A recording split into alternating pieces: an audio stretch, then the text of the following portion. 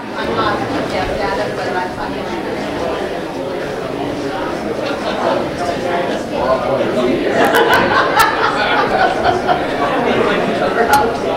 But yeah, I'm learning. Actually, I'll learn how to use the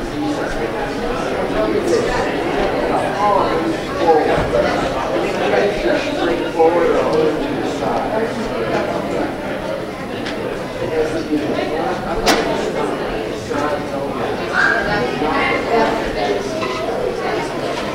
Yeah, I'm talking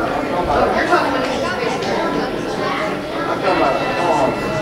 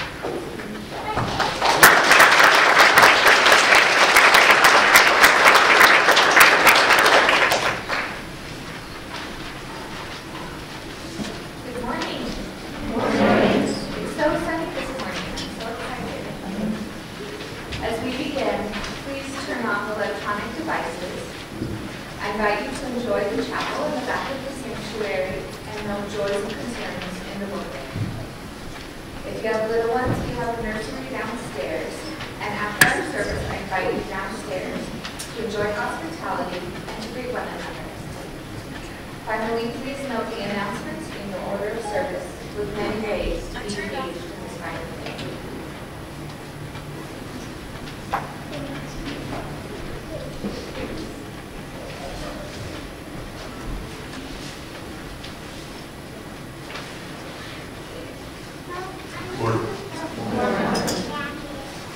I'm Cody. Hi. Good morning. It's a beautiful morning out there. Got a little bit of snow. I can breathe today. Anybody else breathe? Yeah. Kind of. Right? Thank you. I am your treasurer currently, and a member of the board, and I'm here to say welcome.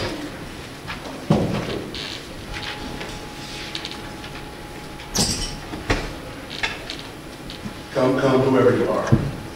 You are welcome here. No matter your age, your size, the color of your eyes, your hair, your skin, you are welcome here.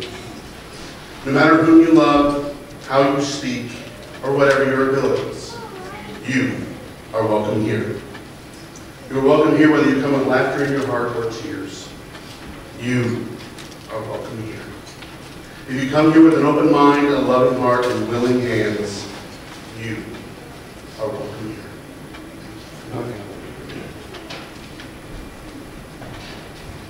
Good morning.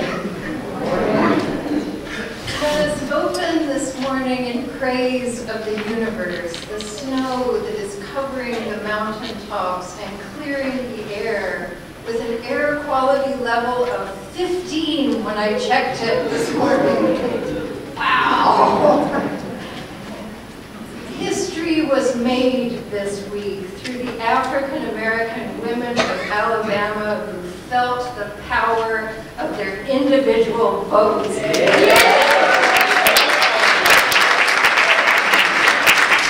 When I heard the news, I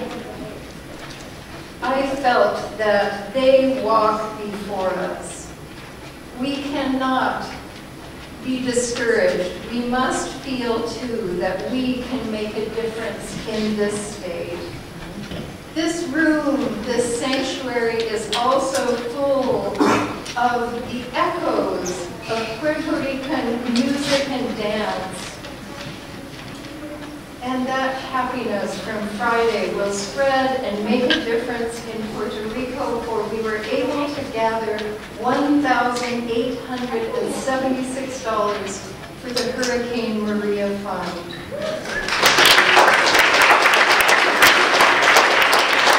We're doing that in the best South Valley way, which is while we're doing storytelling and singing and dancing. And in that spirit of happiness, I invite all of you to greet one another. Oh, wait, one more thing. Actually, two more things. Well, all of you are here. The Christmas Eve in the night service will begin at 5 p.m. You may see 6 some places. Don't believe it. All of those 6s will turn into 5s. Your minister does not have good number memory, but 5 it is. And also, I want to say a special thank you to the children's choir who sang on Friday.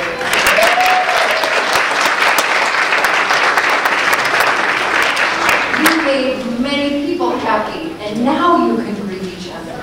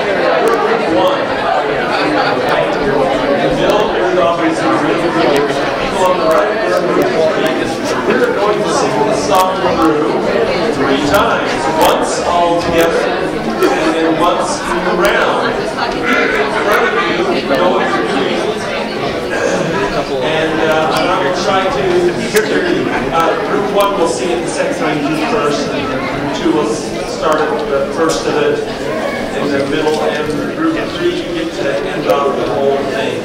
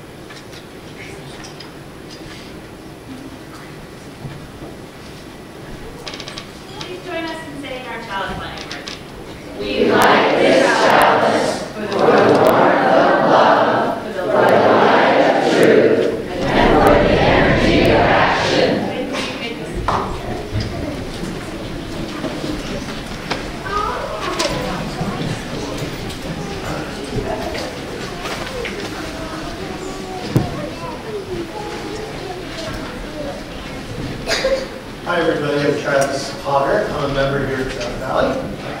I've been asked to tell everybody why I'm here.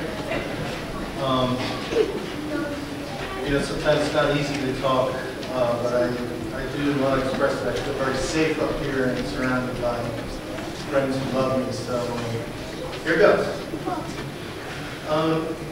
In 1988, I did what's called in the recovery community as a geographic. What I did was move from New York to Colorado, thinking that if I left all my problems behind me, I could get a fresh start. At that point, I was a full-blown alcoholic and drug addict. And unfortunately, when I got to Colorado, I was there too. Wherever you go, you're there, right? So I carried my problems with me, and I stayed with a friend for a while and worked at a ski lodge. And in a short time, I was right back where I was when I left New York.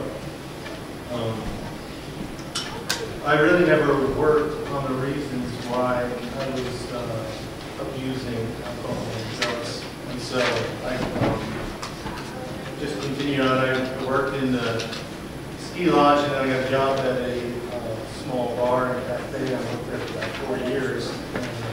And it actually gave me the key to the bar, and I opened up in the morning, which was not a good thing for me. In 1990, my girlfriend became pregnant, and the focus was on me at that point. And I've been telling everybody who was concerned about me that I could stop anytime I wanted to, but I just didn't want to. I was having too much fun. At that point, I had to show everybody that I really could stop. And I did another small geographic, moved to the next town, quit my job, got a job with benefits, and was able to stay sober for a little while. My technique was to drink O'Doul's beer and smoke a lot of pot. which eventually led back to drinking again. And before I knew it, I was right back in trouble. So at that point, I had every reason to stay sober and really wanted to, and had to face the fact that I couldn't quit. And at that point, my self-esteem really tanked because, you know, I was an expectant father, and I had a new job that I had responsibility for my family. So that went on for another 3 or 4 years until I really hit a bomb. And that's a whole other story. But my world came crashing down around me, and I got into the rooms of Alcoholics Anonymous. There I found a lot of people who were struggling with the same disease I had, and I started to get a glimmer of hope that maybe I wasn't a bad person, I was a sick person who did bad things to support my addiction. So, you know, although AA was founded on Christian principles, they really encourage you to find a higher power of your own understanding. And after a couple months of sobriety, I embarked on a kind of spiritual journey to try to find something that would work for me. So I went back to the church of my childhood. Excuse me. I was baptized and confirmed in the Episcopal Church, and my family was really entrenched in the church. My parents met in the church choir, and I had an uncle who was an Episcopal minister. And like most of my friends, once I was confirmed and didn't have to go to church anymore, I didn't go. And you know, I was thinking about this when I was writing down my thoughts, that for the next 20 years I had really no need for religion or higher power. I was into music quite a bit, and I liked to do art, and I loved nature, so that was kind of filled that void.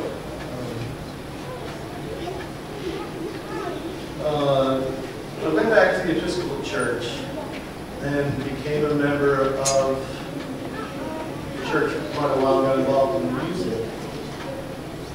But there was something missing there, and I realized that the doctrine and the reading of the gospel, I would just zone out. It wasn't working for me, and the good thing was is that I kind of went back and made peace with the religion of my childhood and decided to live on good terms, because there were a lot of negative things. So I found a church in Colorado, a Methodist church, with a very liberal minister named Mary Gospel, and who I ran into at the Parliament of World Religions, which was pretty cool. We just had a chance to meet her. She was a wonderful minister, and when I moved to Utah 10 years later, I looked into the Methodist church. It was totally different, and I realized that church that I belonged to was super unique. So we kept looking for congregations in Utah, and we came to this church with my then wife and kids, and I was immediately taken. I met a bunch of people. I got involved in the music. My wife at that time didn't have the same experience as me. She really didn't like the lack of prayer, meditation at the church. So we were kind of a team, and we decided not to go. So we kind of worked without a congregation church for a couple of years. Down the road, my marriage ended up failing, and we split up. And at that point, I found myself pretty much alone. I had moved so many times, and I had no family in the state. but I had to stay connected with the musical part of the church. Colin and Brendan and Richard, and we get together once in a while to play music, so I knew where to come back. And I came back to the church, and you know, I cried and I laughed, and I got through hard times. I reached out to Brendan and Maureen, who helped me quite a bit. And you know, the service a couple Sundays ago, when we were asked to pick an angel in our lives, I definitely picked Maureen because she really was there for me when I needed her. So I had some experience with the UU Church through my parents. My mom's religion evolved from the Episcopal Church to the UU Church. And I went on a couple of retreats with them back east. It's called UMAC, the Mid-Atlantic Conference. And the music was great, and the people were great, and there were really insightful classes that I took. And it made an impression on me, so I put that in the back of my mind. And so when I came in here, I knew my parents had been comfortable in this church. So I was happy to come back and remember. So, you know, the spiritual path that I'm on with this church really aligned perfectly with the AA program, because my higher power is kind of always evolving. And you know what I love about this place is you never know who you're going to sit down next to at coffee hour. It could be an atheist or an ex-Mormon or the next Catholic or someone just searching, you know. And I had a great conversation with Connie Gates one Sunday that really made an impression. She talked about the spirit of life, the spirit of higher power, which she talked about.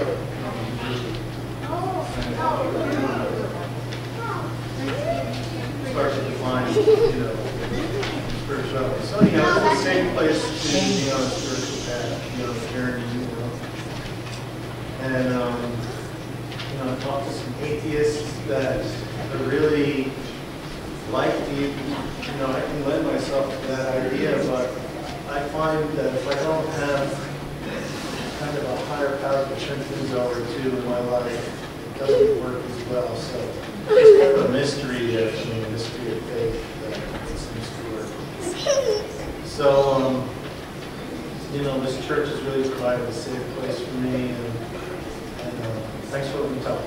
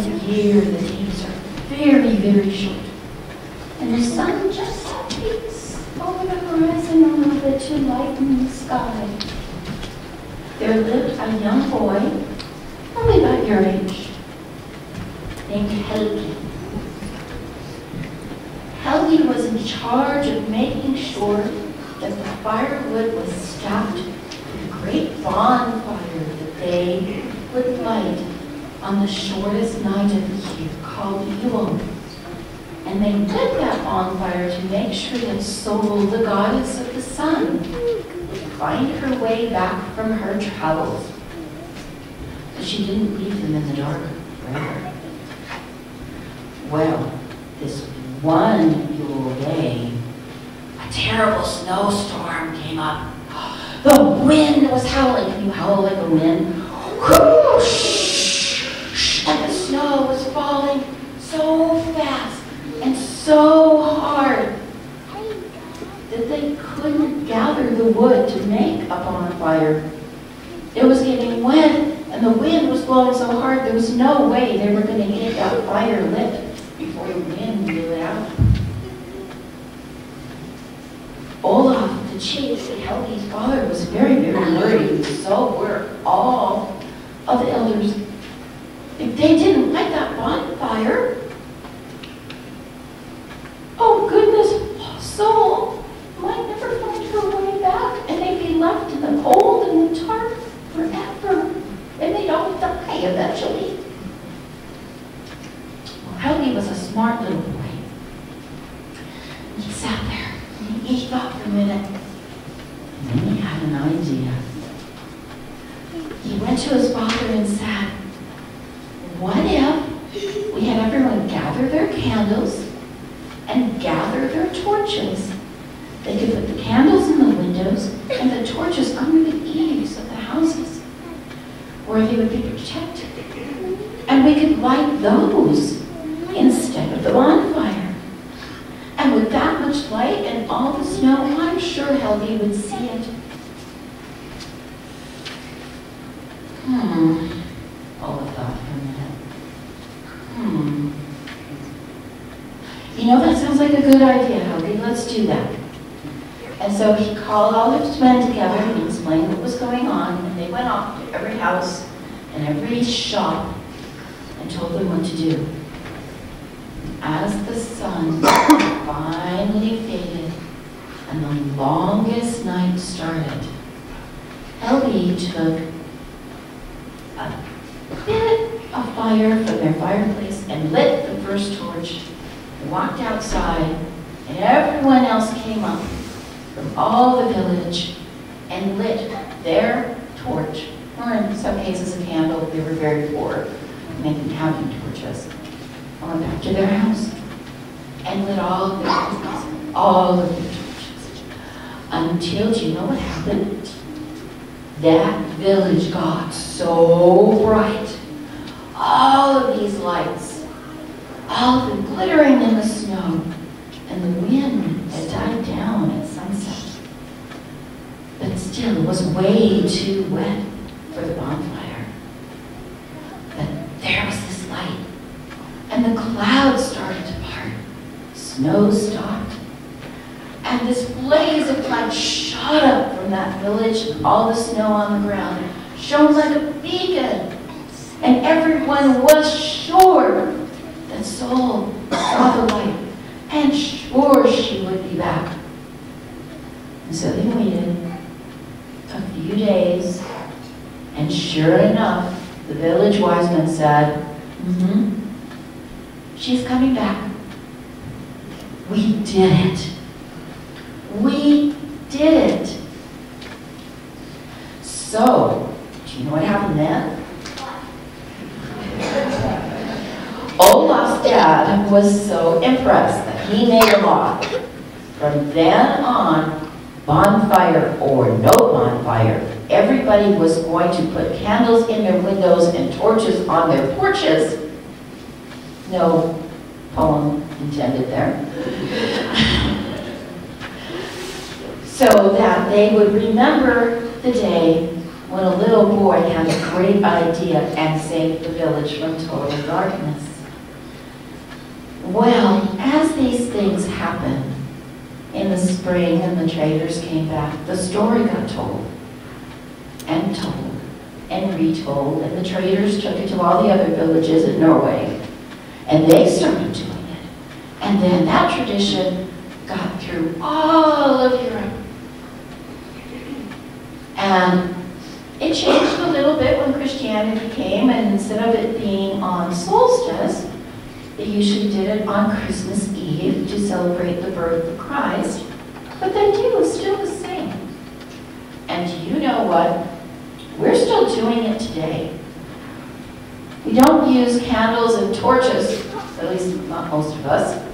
Maybe candles, electric, I hope at this point. But we do light our houses, many of us. When your dad or your mom or your uncle or whoever climbs up on the roof and puts up lights in the front of the yard and turns them on at night, you are actually still doing the same things they did in that Norwegian village that very long ago. So there is proof that one idea, one candle, can end up lighting and changing the world. Now it's time to go downstairs. And there's pictures back there. Thank you all very much.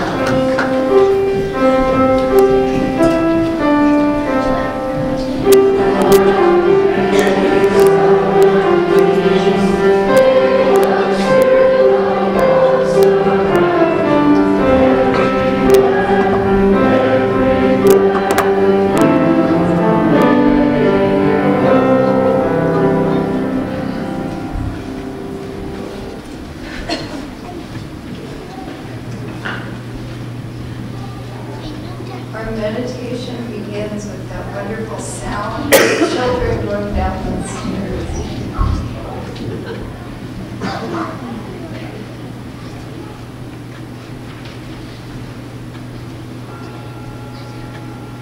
As I ring this bell, I invite you to find that place within you, that still place that has been called the still point of the turning earth.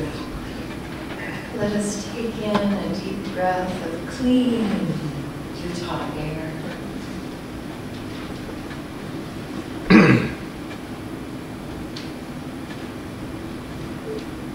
Let us feel beneath us this earth that supports our lives, all of those layers of history down to the fiery core. And above us, the mountains sprinkled with snow. So many skiers having their hearts starting to beat wildly at the thought of skiing. And beyond in the clear air, out farther and farther to the place where stars are born. Let us look back at this earth, this city. Today especially, we remember those who are in fear of being deported, especially a woman and her 2 children. Let us hold them in the light of this community.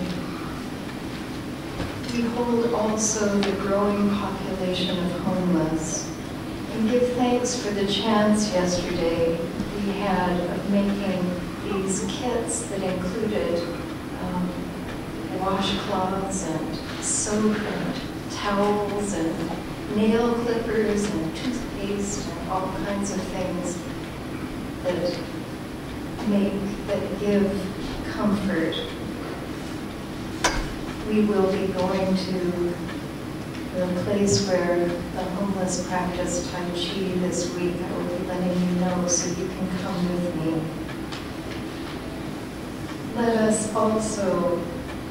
us imagine them with a cold day stretching ahead, finding refuge in libraries, enduring people looking away when they see them coming.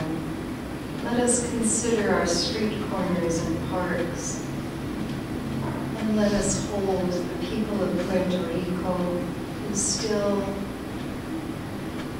many are without electricity and many with only limited electricity. Let us hold all of them with us, and each of us, especially during this season of joy. There are many who suffer from depression. Let us hold all of the feelings that come up at this holiday time together as a community. I will now ring the bell, and in the silence I invite you to bring any names, even your own, of those you would like to hold in the light of this place and community.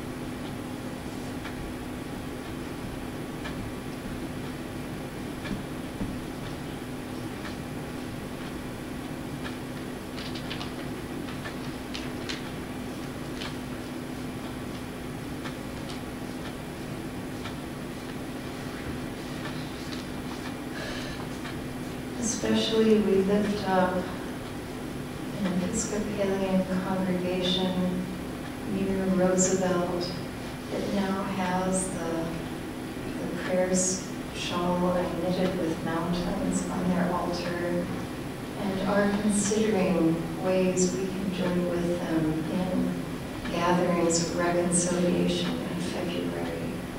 Let us hold that happiness here among us.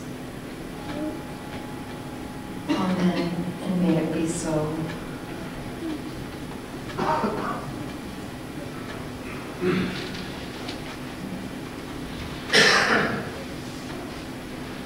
In the spirit of serving our wider community, it is our practice to share our worship service offerings with a charitable organization whose works align with our values and principles.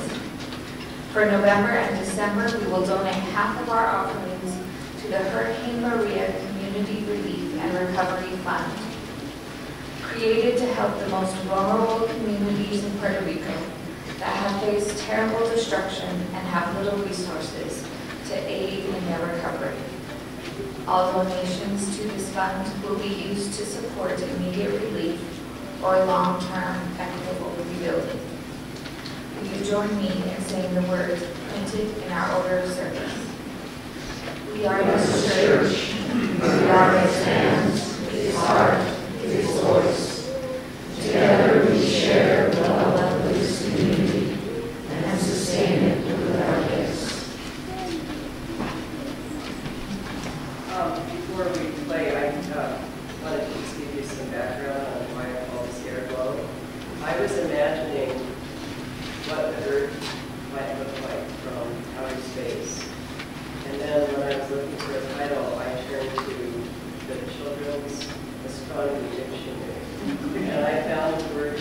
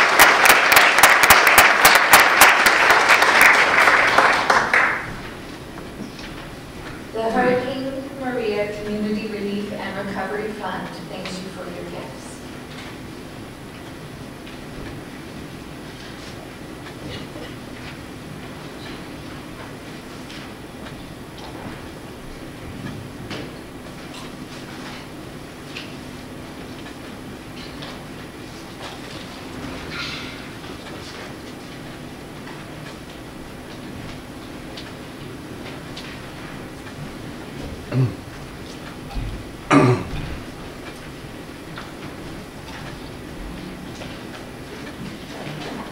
you please turn to page 633? Or 60, whatever. 663. Did you want to come back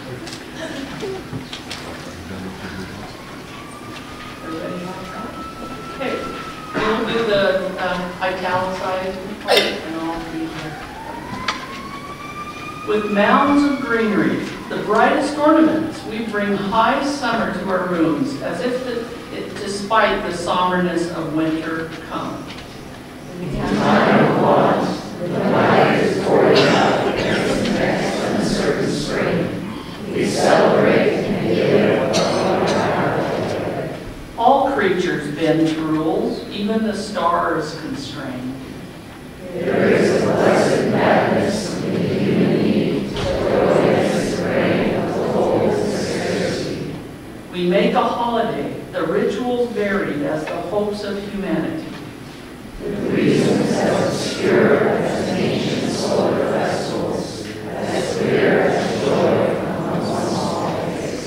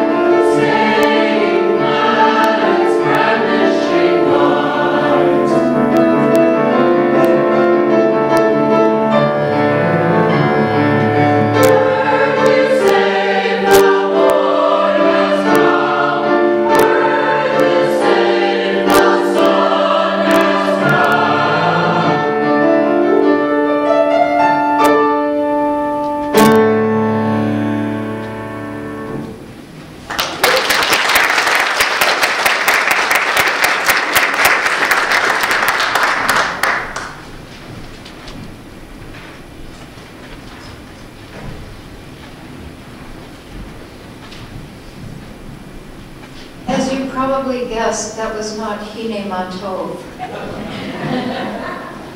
We Came to See the Sun was one of the first songs that Lou and I wrote together as a team many years ago now. But thank you. We wanted to bring that to you today. It is, it's the 10-year anniversary of that song being born. And the song that you heard during the offering, that you were here for the world premiere of that song. I am a very lucky woman, as many people have said to me over Lou's cooking, but I also get to hear that music. In fact, somebody asked her when we first met each other, and it is almost 40 years ago, they said, "What does Patty give you?" Anyway, I have different gifts. They were just upset because she started cooking for me. Oh. Without telescopes and electronic measuring devices and satellites, the ancient people knew much about the heavens. I think they knew much that we still don't know. The people who built Stonehenge and the Inca who built Machu Picchu and many other sacred places, they could build with the exact calculations of when the sun would rise at this time of solstice. Year after year, the balance between darkness and light shifted on that auspicious day. People gathered as we are gathering and waited for that moment when the earth, the heavens, began to shift towards spring. Recently, in fact, I think it was last week, someone commented that our decorations seemed very Christian.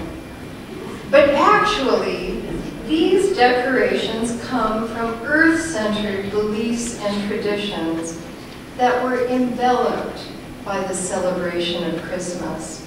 As in Mary's wonderful story, Christianity came on top of that celebration of the earth and of the coming of light. Even in Japan, where there are not many Christians, Christmas decorations are everywhere. And you can hear Rudolph the Red-Nosed Reindeer, and it's always too loud in supermarkets. And many other songs are a part of the traditions of places we have visited at this time of year. In Hong Kong, where there is no snow, there are snowmen all over buildings. I think this has happened because there is something about this season that fulfills some basic human needs. Boughs of evergreen give evidence that life is continuing, even in freezing temperatures. And in places like when we went to a celebration once in Australia, where they actually put fake snow around. But there's something about needing to gather and feel that there is a rebirth that is going to happen. And the sparkling lights and candles can fill us with hope and lifts our spirits when we in this upper hemisphere can get dragged down by darkness. Traditionally, these days leading up to the solstice have been a sacred time of waiting. In Iran, families often keep fires burning all night to assist the battle between the light and the dark forces. Who will win? When I watch the news, I wonder, who will win? In ancient Rome, it was called the Dies Natalis Invicti Solis, or the birthday of the unconquered sun.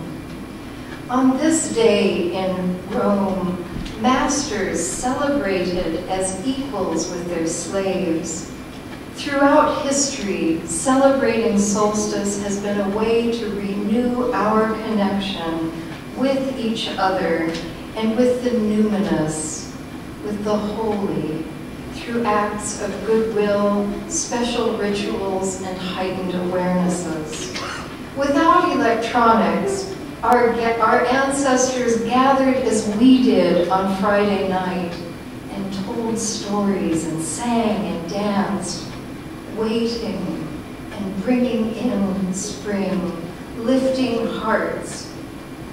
With all the knowledge of the heavens that the ancient astronomers did have, there were some aspects of the heavens that were hidden from them. It was widely believed that the earth was flat. Can you imagine embarking on a journey, wondering if you were going to drop off the edge of the earth? The ancient people also believed that the sun revolved around the earth. We were at the center.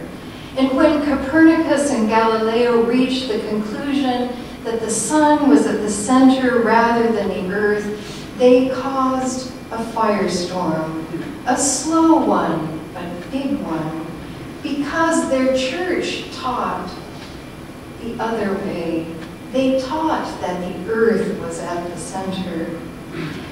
And I wonder, did this extraordinary change, did this thinking that they went through, did this occur to them little by little, or did the realization happen in a flash? Instead of being at the center, they discovered, they could see that the earth was a part of a great web of orbiting moons and planets. I wonder when you have experienced such a shift in consciousness. I have heard many of your stories and know that it is often a great shift that has brought you through these doors. Sometimes it was losing the belief of your ancestors, and sometimes it was holding a baby in your arms. That earth-shaking moment of wonder. Many of you are here for that child you have held in your arms, or children, wanting them to have a safe place to grow and discover their own ways of being in the world. You also come here sometimes because you are answering the welcome of our flag and of the words that we say at each service. And we are working hard on trying to live up to those words. Kevin Albee talked to me recently, is this okay, Kevin? About a real shift that he experienced when speaking with a Muslim woman, when reaching out. And that is going to lead our congregation on a great adventure. And this is where I hope that these shifts in consciousness bring us to great adventures in life. And I have seen in this community that many of our great and important shifts have happened when we get to know someone. Liz's eyes opened to our religious exploration annex when she thought of Hazel Stewart becoming a junior high student and not being able to get to the junior high classroom in a wheelchair. She opened my eyes, and then all of our eyes began to see what had been invisible to us. That our ramp is kind of okay, but looking a little wobbly. That our door, it looks like a back door. Like that's where you should never send people there. I couldn't think of anyone that I want to mention his name in this service. You can just guess. No.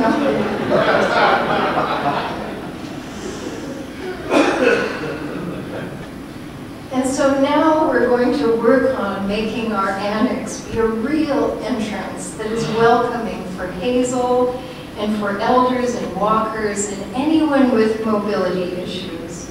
The day we introduced our Christmas gift to the church 2 weeks ago, someone came to me saying that Jay, who is with us today, could barely squeeze her wheelchair through that door, front door.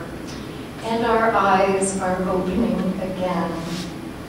If you want more information about our Christmas gift, it's in our order of service. And I ask you to give generously, for these changes will be radical for many in this community.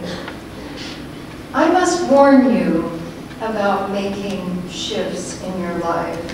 When you have these shifts in perspective, it changes your life.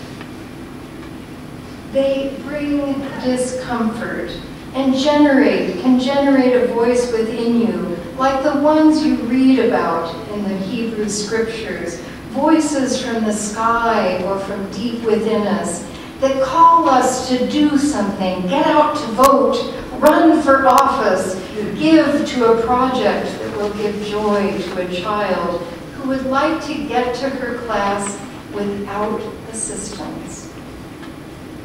And this happened to me, I was realizing, during this fall as the weather was becoming colder, and Louie and I go on this walk, and we always pass this group of people who are living outside. And we have become friends. They call Louie their dog. And it was getting colder, and I realized that this one woman who we had begun sharing things, I don't know, it's funny when a kind of sisterhood or brotherhood crops up in your life.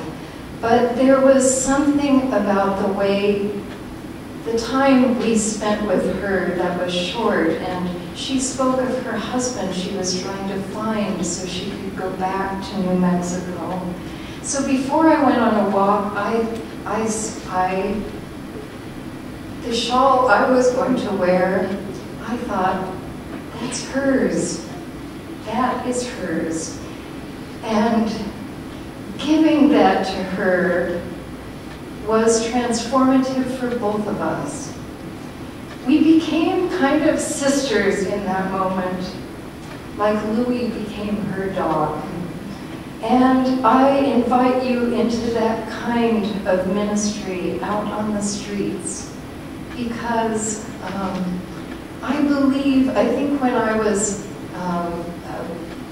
in a different religion and I had this concept of the Holy Ghost, I always thought that I would hear, and I did. I was hearing things all the time. In fact, it became a little nutty. I mean, it's a whole part of my story, why I left that church. But I find on the other side of that now I have these inklings that connect me with people who are living lives very different from myself. And I invite you during this season to be open to those urgings within. A week and a half ago, the Sanctuary Network approached me with the story of a young woman from Honduras who was fleeing domestic violence. And they told me, and I was honored they told me, that she was looking for a safe place. And they wondered if our church could offer that place.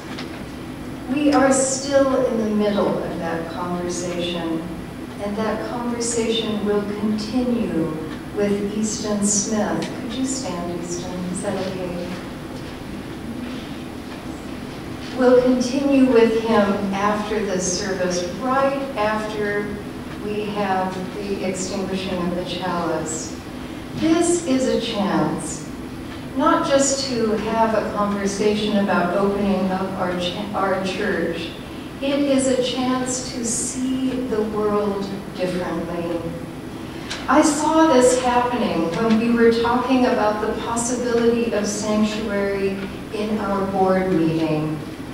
I could see eyes lighting up. First, kind of confused about it. And I tried to remember exactly what Jan said, and I couldn't, so I'm not going to say it. But during our meeting, you can tell them that. But I could experience hearts shifting. And that's why I became a minister. You might think it's a lot of other things, but this is why I became a minister, is I wanted to be a force, a place where I wanted to be able to create a place within which hearts could shift. I wonder, what if we see our city and country through the lens of this woman from Honduras and her children? Whether she and her daughters come to us or not, we need to make those shifts in the way we see our role in the greater community so that we can be a place for the next group of people. And because we have begun talking of sanctuary, my friend who's a Methodist minister who came here to our concert on Friday said, we're thinking about it now too. So it's moving out into our city. So I'm happy, and this makes me feel a sense of pride in being their minister. But as my birth family would never let us be prideful, I'll stay humble. But I do feel real pride that you are a community who would accept the challenge of sanctuary. We begin, as we think of this woman, to see that this woman is not alone. She is one of hundreds of thousands of humans living in fear in this country. Only a very few people are willing to go public because of the risk to their families and themselves. When I was living in Arizona, the State Bill 1070 that allowed law enforcement to stop people and ask them for their documents of identity spread fear throughout the state. We heard of parents writing notes on their refrigerators for their children. If I do not return home, please go to this person's house. And many parents did disappear, mostly in Phoenix. Many in this congregation, before I knew you, this was that General Assembly when I knew I was coming to you. You knew someone was coming here, but you didn't know my name. And I actually saw Tucker at the bookstore and couldn't say anything. It was an interesting time.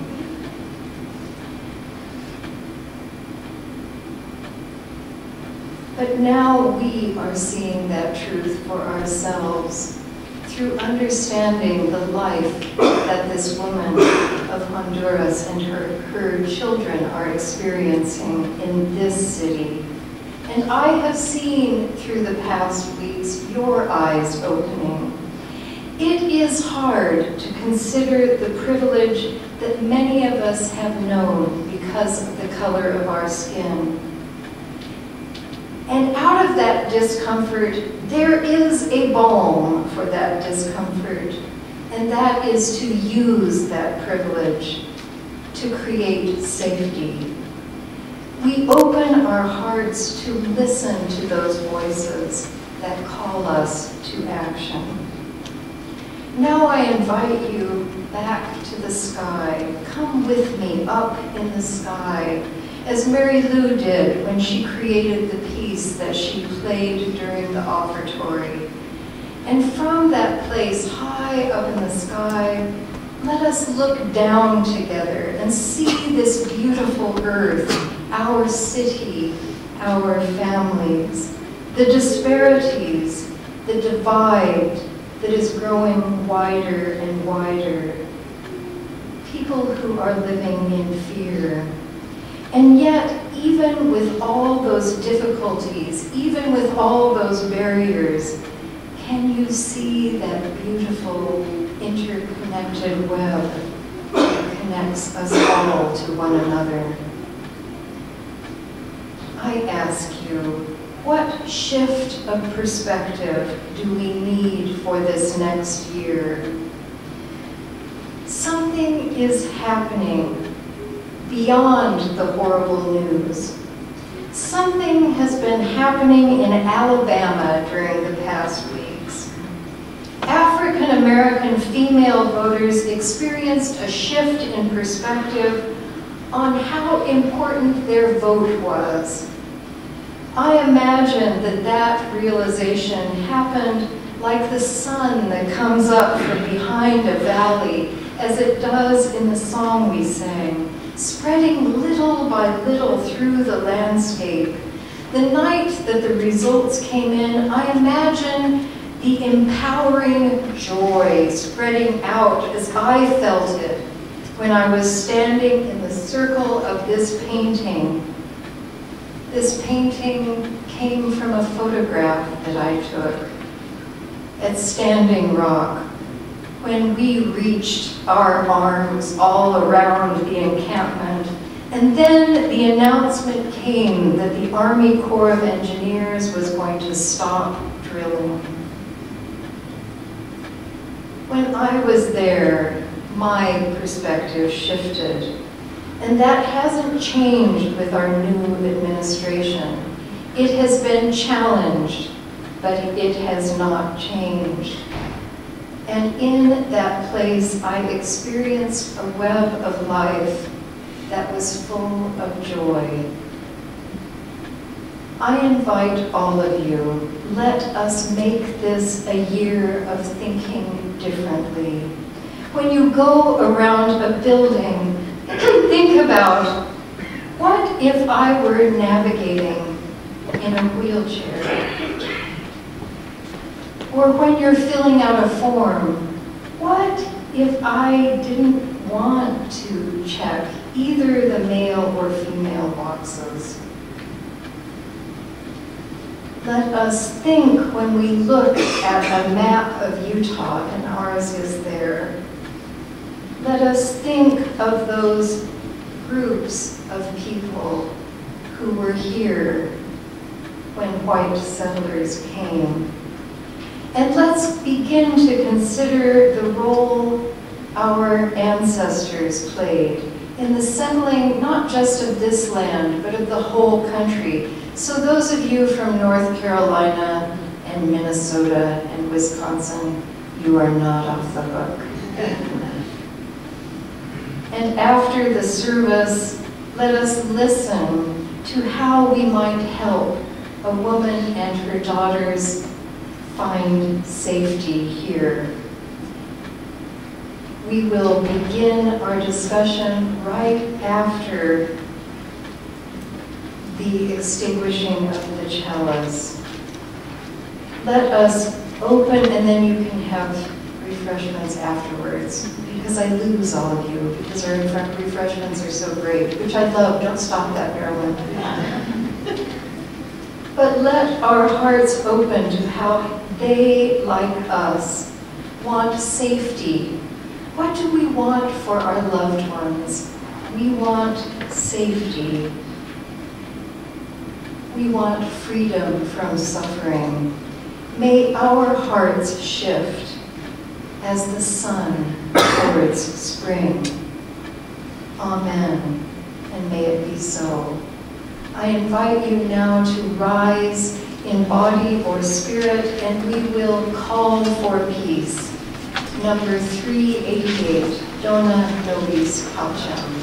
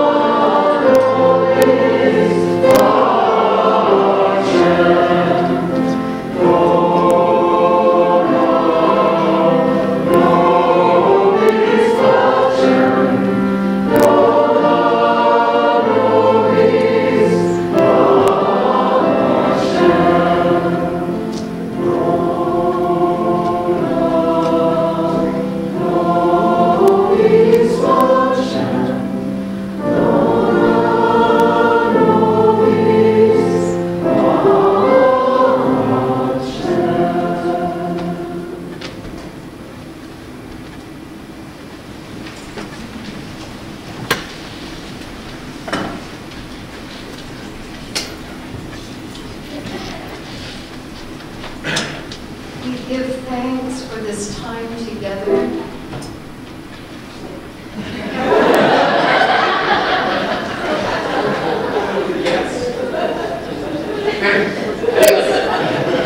For the music! And for the voices in front of us, to the sides of us, and behind us. May we feel in this moment the surety of the earth's movement towards spring. May we seek happiness that is beyond looking for just the right gift. Let us breathe in the clean air and give thanks. And may we find that sometimes uncomfortable joy of being human at the end of 2017. Let us have joy and listen to this celebration of lights.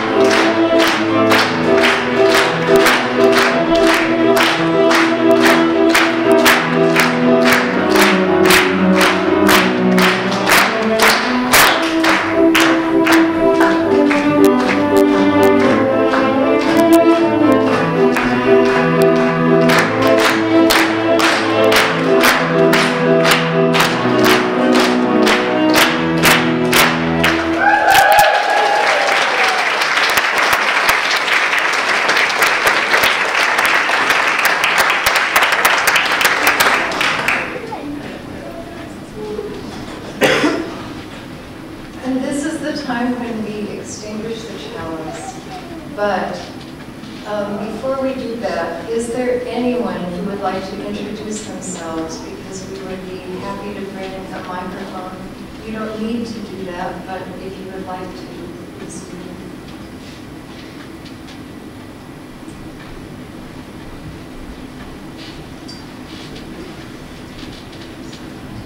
Hello, everyone.